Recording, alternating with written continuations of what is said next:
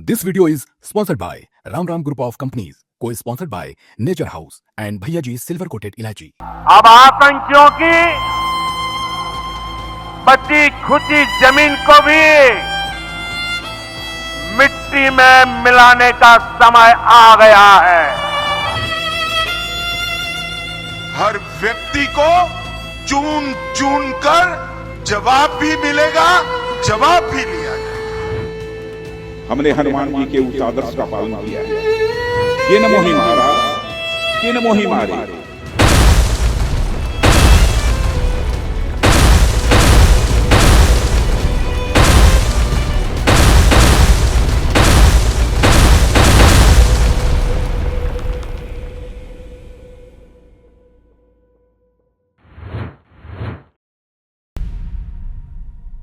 बतकही चौक पे आज बतौर मेहमान पूर्व विंग कमांडर पुष्कल द्विवेदी जी हैं। इनसे हम बात करेंगे जो भी 22 अप्रैल को हुआ पहलगाम में, उसके बाद ऑपरेशन सिंदूर। ऐसा था, हमने मांग तो भर दिया, लेकिन अब क्या है, वो बार बार दहेज हमने ज़्यादा ले लिया क्या कि वो पुंछ राजौरी की परेशान होके ढेला पत्थर चला रहे हैं। देखिए, जो पुंछ राजौरी आदि बॉर्डर एरियाज़ में जो ये आर्टिलरी शेलिंग कर रहे हैं, ये होती रहती है, ये वैसे भी होती रहती है, पूरे साल होती रहती है। पाकिस्तान इस तरह की शैतानियाँ करता रहता है। जब भी उनको इन्फिल्ट्रेशन कराना होता है तो वो ऐसा काम करते रहते हैं। और इस हताशा में जो हमने उनके ऊपर अटैक किया था और रात में उनको ध्वस्त कर दिया था, उस हताशा के बाद ये एकदम स्पष्ट था कि आर्टिलरी तो होगी होगी। उसके अलावा मैंने उस विषय में ट्वीट भी किया था कि बॉर्डर एक्शन टीम द्वारा जो हमारी फॉरवर्ड डिप्लॉयमेंट लोकेशन FDLs हैं, उस पर छोटे मोटे हमले कराए जा सकते हैं और ग्राउंड टू ग्राउंड वेपन से स्ट्राइक की जा सकती है। तो ग्राउंड टू ग्राउंड वेपन से स्ट्राइक इन्होंने कर दी, क्योंकि देखिए ये एक बहुत ही शैतानी प्रवृत्ति का, बहुत ही दुष्ट प्रवृत्ति का टेररिस्ट स्टेट है पाकिस्तान। और ये अब बौखलाए हुए हैं, क्योंकि इन्हें पता है कि भारतीय सेना से जीत नहीं सकते। इसलिए आपने देखा कि इन्होंने रात में जम्मू, चंडीगढ़, अमृतसर, ऐसे में रिहायशी इलाकों में, हमारे सिविलियन इलाकों में इन्होंने अपने जो ground to ground based weapons थे, जो मिसाइल्स थे, उनसे अटैक किया। लेकिन हमारे पास उनके काउंटर अटैक थे, हमारे पास S-400 आकाश, ये सब चीज़ें हमने तैयारी कर रखी थी अच्छे से। और मैं आपको बता दूं कि ये जो सब जितने भी वेपन सिस्टम्स आज यूज़ हो रहे हैं वॉर में, जो भारतीय वायुसेना यूज़ हो रही है, कर रही है, चाहे वो एवैक्स हो, चाहे वो S-400 हो, आकाश हो, जो भी हो, सारे सिस्टम में कहीं ना कहीं मैं टेस्ट एंड ट्रायल में रहा हूँ इसके टीम में। तो मुझे पता है कि हमारी कैपेबिलिटी क्या है। तो हमने इनको पूरी तरह इनके इरादों को नेस्तनाबूद कर दिया है। ग्राउंड लेवल पे छोटे मोटे अटैक करके पाकिस्तान चाहता क्या, वो बताना क्या चाहता है कि वो ओपन वॉर चाहता है? क्योंकि हमने अभी अपने उनके 9 ठिकाने पे हमला किया, 70 से ज़्यादा आतंकवादी मारे गए। तो अब जो हमारे साथ हमें दुख था, हमारे जो देशवासियों के साथ हुआ था, जो पर्यटक के साथ हुआ था, हमने बताया कि भाई जो वहाँ पे छिपे हैं, जो यहाँ पे किए, उनके आका वहाँ बैठे हैं, हम मारेंगे। हमने मारा। अब वो पुंछ में अटैक करके क्या चेक करना चाहते हैं? क्या ओपन वॉर चाहते हैं वो? नहीं, देखिए, पहली बात तो ये है कि उनके यहाँ जो पाकिस्तान में होता क्या है कि वो बहुत इनडिसिप्लिन फौज है पाकिस्तान की। और वहाँ पर यूनाइटेड डिसीजन लेना, जैसे इंडिया में आप देख रहे हैं कि सरकार है, NSA है, तीनों चीफ्स हैं, CDS हैं, और भी इंटेलिजेंस और भी ऑफिसर्स हैं। और मैं बता दूं, चीफ्स भी, हमारी सेनाओं के चीफ जो डिसीजन लेते हैं, वो बाकायदा अपने ऑफिसर्स को साथ बैठ करके हर लेवल में एक यूनाइटेड डिसीजन होता है। और इसीलिए आप देखते हैं कि हमारे एग्जीक्यूशन भी अच्छे होते हैं। लेकिन पाकिस्तान में कोई एक सत्ता नहीं चल रही है। वहाँ जैश-ए मोहम्मद भी सरकार चला रहा है, वहाँ LET भी सरकार चला रहा है, वहाँ पर वहाँ की पाकिस्तान आर्मी भी अपनी अलग चला रही है, पाकिस्तान एयरफोर्स अपना अलग चलाती है, नेवी अलग चलाती है, ISI अलग चलाती है, पॉलिटिकल पार्टीज अपनी अलग चलाती हैं चीज़ें। तो वहाँ पर तो ये सारी अभी इस समय डिसीजन डायलेमा है कि वो करे क्या। जो वहाँ के 1-8% बुद्धिमान लोग हैं, वो लड़ाई नहीं चाहते हैं, लेकिन वो सिर्फ बहुत कम है वहाँ के डिसीजन मेकिंग में। ज़्यादातर ऐसे लोग हैं जिनको झूठा अहंकार है और जो चाहते हैं कि पाकिस्तान एक तरीके से कि उम्मत का तुर्की बन के नया खड़ा हो। और उनको तुर्की से सपोर्ट भी है, इसीलिए क्योंकि वो रिलीजियस पर्पस से टेररिज्म फैलाना चाहता है पाकिस्तान। तो वहाँ पर ये जो आर्टिलरी शेलिंग हो गया या ऐसा डिसीजन कि क्या वेपन यूज़ करें क्या ना यूज़ करें, ये बहुत ही गंदे तरीके से, अनप्रोफेशनल तरीके से लिया जाता है। और आर्टिलरी तो उन्होंने लगा के रखी हुई है उसकी रेंज में। मैं आपको बता दूं, जनता तक ये खबर शायद ना हो, जो रात में 9 पाकिस्तानी ठिकानों पे, जगहों पे, मतलब ठिकाने तो बहुत सारे थे, 9 अलग अलग जगहों पे अटैक हुआ था। उसमें 190 लोग मरे हैं, उनके 190 टेररिस्ट मारे गए हैं पूरे। और जी हाँ, और अभी भी कुछ 20-30 ऐसे हैं जो क्रिटिकल हैं, लेकिन मैं 190 के फिगर को ही मान लूँ अगर, तो 190 मारे गए हैं। उसके अगले दिन जब ये शेलिंग, जब आप जो शेलिंग की बात कर रहे हैं, उन्होंने जब शेलिंग की तो शेलिंग में हमारे साइड से इनोसेंट सिविलियन कुछ जो वीरगति को प्राप्त हुए, जिनके नाम भी सरकार ने दिए हैं, उसके बाद जो इंडियन आर्मी ने जो शेलिंग की है, हमारे पास भी तो शेलिंग कैपेबिलिटी है और उनसे कहीं अच्छी है हमारी आर्टिलरी। तो उस शेलिंग में लगभग 100 के करीब पाकिस्तानी फौजी मारा गया, उनके बंकरों को, उनकी आर्टिलरी लोकेशंस को हमने नष्ट किया है, जो वहाँ से कंटिन्यूस फायर कर रहे थे। तो जो वो करेंगे उसका 3 गुना, 4 गुना, 5 गुना हमने रिप्लाई दे दिया और दिया जा रहा है। 1971 की बात करें तो 13 दिन भी वो जंग हमारे साथ लड़ नहीं पाए थे, 13 दिन में सरेंडर कर दिया था। क्या इस स्थिति में है वो कि 10-12 दिन जंग खींच लें? नहीं, बिल्कुल भी नहीं है। और मैं आपको बता दूं, सब दर्शकों को बता दूं कि मैंने पहले भी कहा था कि पाकिस्तान ने अगर ज़रूरत की, जो उसने कर दी अभी, तो 5 से 6 दिन में पीओके हमारा होगा। आज की मैं स्थिति आपको बताऊं, आज की तारीख में हम, जो हमारी इंडियन एयरफोर्स है, उसे एयर सुपीरियॉरिटी मिल चुकी है पाकिस्तान के अंदर। पाकिस्तान के अंदर इस समय सिर्फ इतनी कैपेबिलिटी रह गई है कि अभी वहाँ 3 से 4 फाइटर एयरक्राफ्ट ही उड़ पा रहे हैं जो हवा में है। पूरा एयर स्पेस और एयर सुपीरियॉरिटी मिलने के बाद फिर हमारी जो नीचे से हमारी जो नेवी है, हमारी जो इंडियन आर्मी है, उसको पूरा खुला हैंड मिल जाता है। तो समझ लीजिए 2 दिन की वॉर भी ये नहीं सह पाए हैं। और अब तो मसला सिर्फ ये है कि हम पीओके को लेना चाहते हैं या नहीं लेना चाहते हैं, हम युद्ध करना चाहते हैं कि नहीं करना चाहते हैं। हम, भारत और भारत की सरकार और सेनाएं युद्ध के लिए तैयार हमेशा रहती हैं, लेकिन वो चाहती नहीं है कि युद्ध हो। वो भारत से युद्ध लड़े उससे पहले तो उनके अंदर ही गृह युद्ध छिड़ा हुआ है, बलूच उधर अलग उनके साथ लड़ रहा है। बिल्कुल, देखिए कल रात बलोचों ने जो अटैक किया है, मेरे पास जो खबरें आई हैं, जो मेरे पास जो रिपोर्ट्स आई हैं, उन्होंने लगभग कल रात की रात में 300 से ऊपर पाकिस्तानी आर्मी और एयरफोर्स के लोगों को मारा है। बलूचिस्तान की आज़ादी की घोषणा रात में उन्होंने 1:30 बजे तक कर दी थी कि बलूचिस्तान आज़ाद हो गया है। और आज़ाद होने का मतलब कि एक मेजर 80% ऑफ बलूचिस्तान में जो आर्मी कैंप थे पाकिस्तान के, एयरफोर्स कैंप थे पाकिस्तान के, उस पर बलोचों का कब्जा हो गया है, उनके हथियारों पे उनका कब्जा हो गया है। और ये एक बहुत बड़ी बात है। ये समझिए कि पाकिस्तान की कमर पूरी तरह से टूट चुकी है। तो ऐसी स्थिति में वो हमसे क्या लड़ेगा? पहले खुद को, अपने घर को ठीक कर ले। अरे वो इमरान खान को नहीं बचा पाया, आपने देखा होगा। मैंने ये खबर सच है क्या जो इमरान खान? बिल्कुल सच है, मेरे पास ये खबर वहां से आई थी, वहां के जो पत्रकार और जो उस तरह के हैं उनसे आई थी। इमरान खान वाली खबर एकदम सच है। मतलब एक देश का पूर्व प्रधानमंत्री जिसने क्रिकेट के मैदान में आपको वर्ल्ड कप दिलाया हो, जिसने आपके सत्ता को संभाला हो, उसका जेल में रेप हो जाना। देखिए ये जो रेप है, अब रेप जो कुछ उसके साथ हुआ है, उसका एक स्लैंग वर्ड भी है जो मैं यहाँ नहीं बोलूँगा। मुझे लगता है उत्तर प्रदेश के दर्शक सारे जानते ही होंगे कि ऐसे व्यक्ति को क्या कहा जाता है जो इस तरह की चीज़ें करता है। ये सारे शब्द आए कहाँ से? भारत में तो हिंदी, संस्कृत में तो ये शब्द कभी यूज नहीं होते थे, ना हमारी अन्य भाषाओं में होते थे। ये सारे वर्ड अरब से आए हैं। ये जितनी भी गालियाँ आज प्रेजेंट स्वरूप हम गालियों का देखते हैं, वो सारा अरब से आया। वहाँ पे लोगों को इन सब चीज़ों की आदत थी, आज भी आदत है।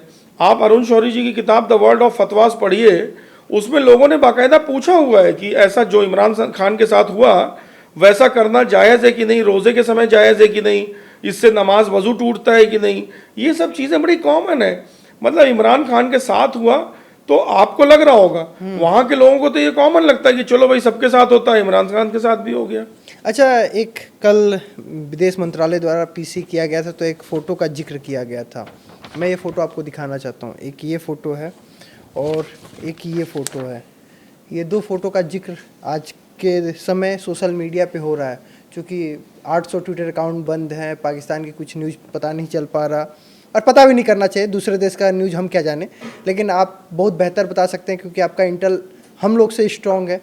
तो ये आखिर जो वो आतंकवादी मारे गए, उनके ताबूत हैं, उसके ऊपर पाकिस्तानी झंडा है, उन्हें नेशनल ऑनर दिया जा रहा है, ये आतंकवादी पीछे पाकिस्तानी सैन्य, ये जवान खड़े हैं, आखिर क्यों? ये क्या तस्वीर जो है वो सही है? बिल्कुल सही तस्वीर है, बिल्कुल सही आपको ये तस्वीर मिली है। और भी तस्वीरें हैं इसके साथ कि जो आतंकवादी मारे गए हैं और जो मारे जा रहे हैं उनको ये फ़ोटो आप फिर से दिखाइए एक बार, मैं चाहता हूँ लोग देख लें, दर्शक, इस फोटो को। इसमें जो पीछे लोग खड़े हैं, ये लोग इसलिए खड़े हैं कि इनको पता है ये भी 2 दिन बाद मारे जाने वाले हैं। अगर आज ये नहीं खड़े होंगे तो जब ये मारे जाएंगे तो इनके पीछे कोई नहीं खड़ा होगा। तो ये सारे आप देख रहे हैं ना, they are all living deads, these all will be killed. अगर पाकिस्तान कंटिन्यू रखने की इच्छा रखता है, और इनमें से कुछ तो मारे भी जा चुके हैं जिनको मैं आइडेंटिफाई कर पा रहा हूँ यूनिफॉर्म में, लेकिन वो बता नहीं सकते, तो ये इसीलिए खड़े हैं कि इनको बस अपना डर सता रहा है। और कल रात में 12 बजे पाकिस्तान की जो मौलाना है और जो उनकी फौज है, उसके जो मौलाना अंदर के हैं, यहाँ पर पाकिस्तान में क्या है कि हर मिलिट्री बेस के अंदर एक मस्जिद होती है, तो उन्होंने नमाज खौफ पढ़ने का फतवा जारी किया था। क्या होता है नमाज खौफ? मैंने अपने ट्विटर में भी डाला है, लोग जाके देख सकते हैं मेरे हैंडल पे। तो नमाज खौफ जो है कुरान में और सही अल बुखारी में जो हदीसें हैं, तो उसमें ये ऐसी नमाज होती है जब अपनी जान का खौफ सता रहा हो और आप बस ये चाहते हो, खुदा से आप सिर्फ उसमें ये मांगते हो कि या खुदा मेरी जान बचा दे बस। तो नमाज खौफ वो होती है जो एक तरीके से जब कोई रास्ता नहीं बचता है, आप जीत के लिए नहीं बोल सकते हो भगवान खुदा से, आप और किसी चीज़ के लिए नहीं बोल सकते हो, तो आप बस एक बात बोलते हो कि हमारी जान बचा दे।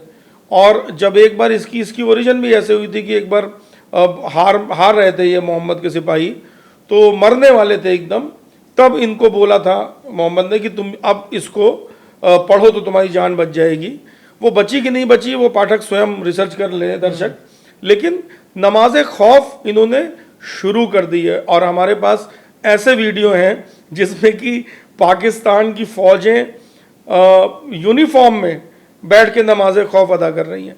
तो ये बहुत डरे हुए हैं। भारत के लोगों को मैं यही कहना चाहूँगा, भरोसा रखिए। डर से याद आया कि एक और एयर स्ट्राइक भारत ने पहले किया था पुलवामा के समय, जब बालाकोट में हुआ था, और हमारे एक विंग कमांडर पकड़े गए थे वहाँ पे। उसके बाद संसद में वहाँ के प्रधानमंत्री का बयान था, विदेश मंत्री आके कहे कि इसको छोड़ दो नहीं तो भारत शाम तक हमला कर देगा। और उनके बोलने का ये तरीका बता रहा था कि वो कितने डरे हुए हैं। वो युद्ध नहीं चाहते थे, उनको था कि किसी तरह अभिनंदन को वापस भेज दिया जाए, नहीं तो अगर 1-2 घंटे 4 घंटे हम और रख लेंगे तो पाकिस्तान की खैर नहीं। और वो गलती अब उन्होंने पहलगाम में कर दिया। बिल्कुल, क्योंकि मोदी जी का एक जो साफ स्टेटमेंट है, छेड़ोगे तो छोड़ेंगे नहीं, और इन्होंने छेड़ दिया। बिल्कुल, देखिए पहलगाम में इन्होंने जो काम किया है वो अक्षम्य है। बिल्कुल, हमारे निर्दोष मतलब लोगों को मारना, निर्दोष लोगों को उनके धर्म के आधार पे पिन पॉइंट करके बेइज्जत करके उनके परिवार के सामने मारना, ये अक्षम्य पाप कर दिया है। जैसे कि हम कहते हैं ना कि 100 तुम्हारी गलतियां हम माफ़ कर देंगे, लेकिन एक ऐसी गलती जो हम माफ़ नहीं कर सकते। उसके बाद भी हमारी सरकार ने, हमारी फौज ने बहुत रिस्ट्रेन, बहुत मैच्योरिटी दिखाई और पिन पॉइंट ऐसे स्ट्राइक किए जो कि सिर्फ आतंकियों को जिन्होंने टारगेट किया था भारत की सेना ने, लेकिन इन्होंने हमारे जो सिविलियन के ऊपर अटैक करके कल रात को जो मिसाइल अटैक किए, उसके बाद मैं आपको बयान नहीं कर सकता कि जो कहर हमारी फौज ने बरपाया है, इनके पूरे इस्लामाबाद तक, नीचे कराची तक, ऊपर एबोटाबाद, पीओके, इनकी हालत ऐसी पतली कर दी है कि मैंने कल रात में भी डाला था। रियल टाइम में जब वो एयरक्राफ्ट उड़ रहा था उस समय मैंने बताया था एक टीवी चैनल में कि उस कॉल साइन के एयरक्राफ्ट से इनके फौज के सीनियर ऑफिसर्स भागे हैं और असीम मुनीर अरेस्ट उसके बाद हुआ है, वो भी खबर आ गई होगी। असीम मुनीर अरेस्ट हो गया है और अरेस्ट हो गया, अब उसको सजा भी सुनाई जाएगी। मुझे तो लगता है कि मैंने कुछ दिन पहले, 3-4 दिन पहले बोला था कि उसको सजाए मौत या तो भारत देगी या फिर पाकिस्तान वाले खुद देंगे, लेकिन वो बचेगा नहीं। तो असीम मुनीर अरेस्ट हो चुका है, चीफ बदल चुका है और अभी भी वो कोशिश कर रहे हैं कि किसी तरह इन चीज़ों को डैमेज को रोके। मेरे ट्वीट में पढ़ा है वो भीख मांग रहा है पाकिस्तान, ट्विटर में ट्वीट करके वो ट्वीट करके भीख मांग रहा है और बाद में उसको डिनाई करा उसने, जब थू थू हुई तो कहता है कि हमारा हैक हो गया, और कुछ भी हैकिंग नहीं हुई थी, वो उनका वेरीफाइड ट्वीट था।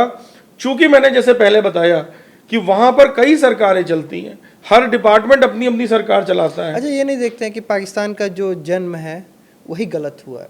पहले जन्म के कुछ ही दिन बाद विभाजन हो गया, पूर्वी पाकिस्तान और पश्चिमी पाकिस्तान अलग हो गए, भारत ने अलग कर दिया, बांग्लादेश बन गए, और अब ऐसी स्थिति में है कि पाकिस्तान खुद में 3 भागों में बढ़ जाएगा अगर भारत कुछ ना करे। ये तो एक ऐसा है कि सामने वहाँ के नागरिकों के लिए या उनको एक करने के लिए, पाकिस्तानियों को एक करने के लिए उन्हें भारत दिख जाता है कि अच्छा इनसे अटैक करना है, इनसे लड़ना है। अगर एक वो ना माने तो आपस में लड़ के कट मरें। बिल्कुल बिल्कुल, देखिए पाकिस्तान का जन्म बिल्कुल एक गलत तरीके से, गलत उद्देश्य से हुआ है, और उस उद्देश्य को हम देखेंगे तो उसके जन्म के बीच में ही नफरत है, हिंदुओं से नफरत। जो 2 राष्ट्र सिद्धांत पे पाकिस्तान बना था, तो नफरत के बेसिस पे अगर आप कोई चीज़ इमारत खड़ी करेंगे तो वो चलने वाली नहीं है। और नफरत और प्यार जब मैं बोल रहा हूँ तो ये पॉलिटिकल प्यार की बूटी और नफरत वाली बात नहीं बोल रहा हूँ मैं एक्चुअल सेंस में बोल रहा हूँ। जो हिंदुओं के खिलाफ इनकी नफरत है, जो कि पहलगाम में भी दिखी कि हिंदू हो तो मार देंगे या काफिर हो तो मार देंगे, सिर्फ हिंदू नहीं, क्योंकि उसमें एक शायद क्रिश्चियन भी मारे गए थे, तो काफिर हो तो मार देंगे। तो ये काफिरों के खिलाफ जो इनकी नफरत है, उसके बीज जहाँ से आते हैं वो आतंकवाद की जड़ है। और बाकी मैं सभी दर्शकों से बोलूँगा कि आप लोग 10 से 15 मिनट 20 मिनट इस पर रिसर्च कीजिए कि काफिरों के खिलाफ ये नफरत आती कहाँ से है, वही मेन कारण है। अच्छा, एक चीज़ और है कि इस बार मतलब बस सैन्य नहीं है, सैन्य ताकतें नहीं जंग को लड़ रही हैं, हर एक नागरिक जो इसमें भारतीय है वो जंग में पार्टिसिपेट कर रहा है। देखिए, जितना मतलब सोशल मीडिया एक होता है कि एक लड़ाई आज के दौर में डिजिटल भी लड़ा जाता है। कोई अपना नागरिक ऐसा नहीं है कि वो पैनिक हो रहा है, वो सरकार को परेशान कर रहा है, सवाल पूछ रहा है। जैसे वहाँ के प्रधानमंत्री आके कहा कि हमने तो जी राफेल मार गिराया। हमारे डिफेंस मिनिस्टर डिफेंस को आके कहने की जरूरत नहीं पड़ी जी ऐसा कुछ नहीं है। हमारे पहले भारतीय कह रहे हैं तुम्हारा सिस्टम ही इतना मजबूत नहीं कि हमारे राफेल तक तुम पहुंच जाओ। तो ये जो हर एक भारतीय 130 करोड़ भारतीय वो भी इस लड़ाई को लड़ रहे हैं अपने स्तर पे। बिल्कुल बिल्कुल, और मैं आपको बताऊं, मैंने बहुत सारे ऑपरेशंस देखे और इस बार मुझे 2 बातों की बहुत ज़्यादा खुशी हो रही है और मुझे अच्छे भारत के स्वर्णिम भविष्य के लिए बहुत मैं आशान्वित हो गया हूँ इन 2 बातों से। एक तो भारत का मीडिया और जो प्रोमिनेंट आप जैसे जो यूट्यूब चैनल चलाते हैं जिनको लाखों करोड़ों लोग देखते हैं, तो बहुत ही जिम्मेदारी से वो न्यूज़ दे रहे हैं, बहुत ही अच्छी तरीके से जो चीज़ें बोलनी चाहिए वो बोल रहे हैं और वेरीफाइड न्यूज़ दे रहे हैं। और भारत की जनता जो बिल्कुल सरकार के साथ, सेना के साथ मतलब जुड़ी हुई, एक सपोर्ट, एक बैकबोन। मैं आपको एक सिपाही के तौर पे बताता हूँ, मैंने सबसे कठिन परिस्थितियों में, बॉर्डर के सबसे कठिन एरियाज में, सबसे कठिन ऑपरेशंस में भी काम किया है। लेकिन यकीन मानिए कि आप जो भारत की जो आवाम है, भारत की जो जनता है, वो जो प्यार, सपोर्ट और विश्वास देती है, उसी विश्वास के भरोसे सिपाही लड़ता है, उसी विश्वास के भरोसे वो अपनी जान देता है कि सारे देशवासी मेरे साथ खड़े हैं। ये बहुत बड़ी बात है। 2-3 चीज़ें मैं निवेदन करूंगा, प्लीज़ इस क्लिप को आप लोग भी काट के, दर्शकों से मैं निवेदन करूंगा कि काट के आप इसको रील्स की तरह वायरल करें। नागरिकों को 2-3 मेरे निवेदन है। पहली चीज़ ये है कि जंग हम जीत चुके हैं, ये आप मान लीजिए, बिल्कुल भी पैनिक करने की ज़रूरत नहीं है। कई चीज़ें ऐसी हैं जो कैमरे में नहीं बताई जाती हैं, लेकिन ये आप मान लीजिए कि जंग हम जीत चुके हैं, पाकिस्तान हार चुका है। अब इसको कंटिन्यू रखना या न रखना वो हमारे हाथ में है। पीओके में कितना आगे जाना है, कितना लेना है, पाकिस्तान के कितने टुकड़े करने हैं, ये हमारे हाथ में है। इसलिए आप पैनिक मत कीजिए, सरकार और सेना पे भरोसा कीजिए, उनके निर्णयों पर भरोसा कीजिए। पाकिस्तान साइकोलॉजिकल वॉरफेयर शुरू कर चुका है, जैसा मैंने पहले ही 6 तारीख 7 तारीख को ही लिखा था कि पाकिस्तान साइकोलॉजिकल वॉरफेयर शुरू कर चुका है। उससे सावधान रहिए, अपने बच्चों को समझाइए, जो आपके 12-14 साल टीन एज के बच्चे हैं, उनके पास फ़ोन्स आएंगे पाकिस्तान से, उनको मिसलीड करेंगे, उनसे इंफॉर्मेशन मांगेंगे और इस तरह की बहुत सारी साइबर के क्राइम भी करेंगे, उनसे बच के रहिए। शेयर बाजार में सामान अपना शेयर बेचने की और पैनिक करने की कोई ज़रूरत नहीं है। सामान इकट्ठा करके घर में रखने की कोई ज़रूरत नहीं है, पैसे निकाल के रखने की कोई ज़रूरत नहीं। सब सिस्टम बहुत अच्छे से चल रहे हैं। हमारे पास 3-4 लेयर सिक्योरिटी है और भारत के अंदर पाकिस्तान कुछ भी नहीं कर सकता। उसने अपना सबसे मैसिव अटैक, पाकिस्तान ने अपनी फुल कैपेबिलिटी का अटैक कल रात में किया था, अपने जहाज़ों के द्वारा, अपने मिसाइल के द्वारा, हमारी सिविलियन पॉपुलेशन को टारगेट करते हुए, और वो हमारा कुछ भी बिगाड़ नहीं पाए। तो बिल्कुल पैनिक नहीं होना और सरकार का साथ दीजिए। और बस आप देखिए किस तरह अब भूगोल पाकिस्तान का बदल चुका है। मैंने कल रात में कुछ टीवी चैनल से बोला था कि आज सूरज की पहली किरण के साथ पाकिस्तान का भूगोल बदल चुका होगा। भूगोल उसका बदल चुका है। अब ये हम पे निर्भर करता है कि हम किस चीज़ पे कहाँ रुकना चाहते हैं। अच्छा, एक और सवाल, कल रात में वो जैसलमेर तक आ गए थे, हमारे आबादी क्षेत्र को परेशान किया, और कल एक सोशल मीडिया की पे है कि कल पाकिस्तान से गूगल पे सबसे ज़्यादा क्या सर्च किया गया पता है? कि इंडिया में कितने ड्रोन हैं। अब वो खुद में परेशान है कि इतना ड्रोन अटैक इंडिया कर रहा है कि इनके पास है कितने ड्रोन। कल पाकिस्तान से गूगल ट्रेंड पे सर्च कर रहा था कि वो ये सर्च कर रहे हैं। बिल्कुल बिल्कुल। देखिए, भारत में क्या है ना, जैसे मैंने बताया था कि मेरा मंत्र, आपके ही चैनल ने बताया था कि बातें कम और काम ज़्यादा। तो एक्चुअली भारत की सेनाएं इन्हीं सब रूल्स में काम करती हैं। हमने पहले भी डिस्कस की है ये चीज़ें। हमने पहले ही बताया है कि हमारी शक्ति के आगे न तो आर्थिक रूप से, न सामरिक रूप से, और न मनोवैज्ञानिक। आर्थिक रूप से तो ये हाल है, 2025 में 73 बिलियन का उधार अभी उनके पे है, और ट्वीट करके कह रहे हैं कि कुछ पैसा और दे दो भैया, 2-3 दिन जंग देख लिया जाए। बिल्कुल बिल्कुल। उनके पास बहुत, मतलब वो अब अपनी, अब क्या, खैर मुझे बोलना नहीं चाहिए, ड्रग्स के धंधे में और नकली हथियार और नकली नोट, इन सब के धंधे में तो पाकिस्तान पहले ही लगा हुआ था। और मैं आपको बताऊं कि बहुत ख़राब बात बोलने की, लेकिन चूंकि उनके एक मिनिस्टर ने बोला था कि अगर वो जंग करके हमारी एक्ट्रेस को, भारतीय अभिनेत्रियों को गुलाम बनाना चाहते हैं, और हम इस बात का बिल्कुल भी, मतलब हमारी आइडियोलॉजी ऐसी नहीं है, लेकिन जल्दी अगर जंग जारी रखता है पाकिस्तान, तो आप देखेंगे कि वो इन दुबई और इन रिच मुस्लिम कंट्रीज़ को अपनी औरतें सप्लाई करना पाकिस्तान शुरू कर देगा पैसे के लिए। ऐसी स्थिति हो जाएगी। बिल्कुल बिल्कुल। नहीं है, ऐसी स्थितियां हैं, वो लोग ये काम कर रहे हैं। मुझे पता है सिंध में कर रहे हैं, बलूचिस्तान में भी कर रहे हैं वो ऐसा काम, और पेशावर में तो पूरी मंडी है इसकी। वो सब बातें मैं यहाँ करना नहीं चाहता, लेकिन चूंकि हम औरतों का, महिलाओं का सम्मान करते हैं, हमारी संस्कृति उनको देवी के रूप में मानती है। ऑपरेशन सिंदूर रखा ये कार्यक्रम, और हमारी संस्कृति उनको देवी मानती है। इसलिए हम ईश्वर से यही कहते हैं कि पाकिस्तान को इतनी सद्बुद्धि दे कि हमें विवश ना करें। अच्छा, ये जो पहलगाम में हुआ, इसका एक कारण आर्टिकल 370 भी है क्या? नहीं, मैं नहीं मानता इसका कोई आर्टिकल 370 से इसका कोई रिलेशन नहीं है कि हट गया, वहाँ पे पर्यटन जाने लगे लोग। नहीं, ऐसा नहीं है। पर्यटक वहाँ पहले भी जाते थे, और बाद में आर्टिकल 370 के बाद और बहुत ज़्यादा जाने लगे। देखिए, इसका आर्टिकल 370 से कोई भी किसी प्रकार का रिलेशन नहीं है। जो पहलगाम में उन्होंने किया वो सिर्फ और सिर्फ विशुद्ध जिहाद था। इन्होंने ये सोचा था कि हम ऐसा जिहाद करेंगे तो हम पाकिस्तान में एक तो टूरिस्ट का आना रोक देंगे, उससे क्या है कि वो कट ऑफ हो जाएगा। देखिए, जहाँ पर भी इनको कब्जा करना होगा, पहले उसको कट ऑफ करने की कोशिश करेंगे। यानी अगर मान लीजिए एक इंडिविजुअल है, अगर मैं आपको नष्ट करना चाहूं, तो पहले मैं आपके दोस्तों को आपसे कट ऑफ करूंगा, फैमिली को कट ऑफ करूंगा, आइसोलेट करूंगा। तो वैसे ही ये चाहते थे कट ऑफ हो जाए। और दूसरा इनका सबसे बड़ा कारण ये था कि वो हमला करके ये इंटरनेशनल उम्मत से जिहाद के नाम पे पैसा लेना चाहते थे। ये चाहते थे कि ये ऐसा करें और वाहवाही इनकी उम्मत, जो लोग जिहादी लोग हैं, वो इनको फिर ढेर पैसा दें और ये फिर से उस पैसे से एंजॉय कर सकें। लेकिन भारत इस बार दूसरे मूड में था। ये 26 से 11 वाला भारत नहीं था, ये वो भारत तो बिल्कुल नहीं है। कि आप फाइल देंगे, डिप्लोमेट बैठक होगी, हम फिर सबूत देंगे, कसाब को बिरयानी खिलाएंगे, बैठ के पूछेंगे।